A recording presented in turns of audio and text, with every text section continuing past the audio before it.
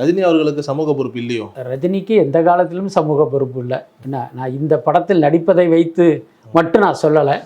இந்த நாட்டில் நடக்கிற பல்வேறு விஷயங்கள் குறித்து அவர் மௌனமாக இருப்பதை வைத்து நீங்கள் புரிஞ்சுக்கலாம். இன்னொரு பக்கம் ரஜினி அவருக்கு ஒரு வாய்ப்பு வருது, நம்ம அரசியலுக்கு வரணும், தமிழ்நாட்டை ஆளணும்னு ஒரு ஆசை வருது.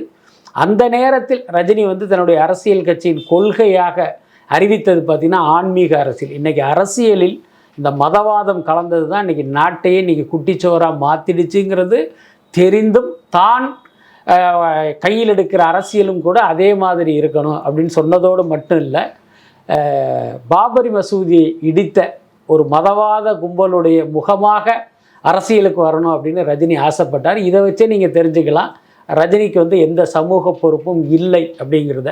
இது திரைக்கு பின்னால் உள்ள ரஜினியுடைய முகம்.